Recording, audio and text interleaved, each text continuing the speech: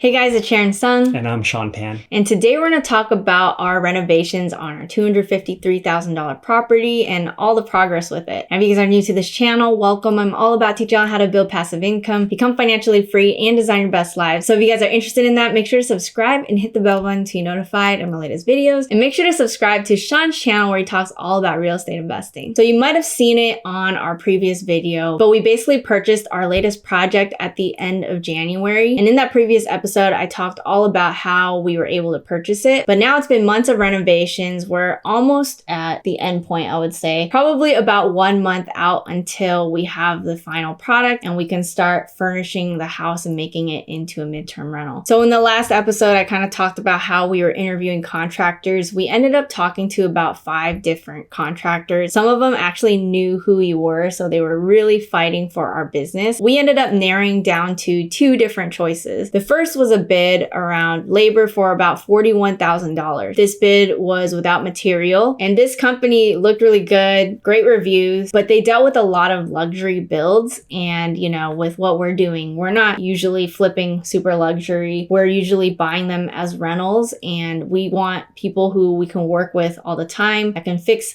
little things here and there. So the other company that we were talking to, they were bidding around $30K for our project, just labor as well, not material. And they basically had the benefit of, you know, if we ever had future projects and we needed little things to be fixed, he could probably help and do that. He looked like he would always be on the site working with the team, like his clothes were all painted up and stuff like that. So we knew that he had experience with renovating. So that's why we actually ended up going with that team. And again, both teams had really good reviews as well. So we felt like both would do a good job. And honestly, it probably would have went well with either group, but we ended up going with this one. Originally, we were trying to do this renovation with as little work as possible because when we went into the property, we saw that it was actually in decent condition. And we felt that with just a few minor upgrades, it could look good enough to rent out. So we tried to do everything at the minimum. We tried to leave out the countertops. We tried to leave out the bathrooms and keep them as is, keep the kitchen tiling, keep the ceiling, and not fix up the fireplace. But over time, we decided to, redo the recessed lighting, redo some of the walls, fix up the ceiling, fix up the fireplace. So then the bid ended up going up to $30,000 for labor costs. So here's a look again at the property. As you can see here, it's kind of looking move-in ready, right? Like someone could rent this out as a long-term tenant, but we did want to make it a lot nicer. So our budget did go up and up. The flooring was a bit old. The kitchen was a bit old. There were certain things about the bathroom where the entryway was kind of smaller. We were going to leave that there initially, but then we ended up widening the doorway for the bathroom, which cost more as well. There were some cracks on the walls. Some of the windows were broken, so we wanted to repair those as well. And also, as you can see with the master bathroom, initially they were 2 separate areas. So we wanted to break down the wall between the sink and the toilet and also just cover up the whole thing. So we added a whole other wall on top of that. So we thought we would initially just like repaint and texture, but because the panels were a little bit weird, they ended up bringing the living room down to the studs. So here's what that looked like actually. Some of the cracks were just so big that it wasn't worth the time to try to patch it. Might as well just cut it open and put a whole new drywall on. As we ripped everything out, we found that the electrical had issues. Yeah, the electrical wiring in that house was outdated. Some of them were cloth wiring, which has a greater potential to fail and possibly cause a house fire. So we just decided to upgrade everything to code. So we ended up rewiring everything for an additional $7,500, which was quite frustrating. This was definitely not in the budget, but this is what ends up happening. You should allot at least 20% or more in the budget when you get a quote so that you can kind of account for these different things. Because a lot of times you can't see the issues until you actually open things up. But the cool thing is when we were doing this renovation, one of our friends from the Bay Area just happened to be visiting here in Dallas, and we took him to look at the property, and he actually gave us many great ideas. One of them was that the bathrooms had these fur downs, so there's just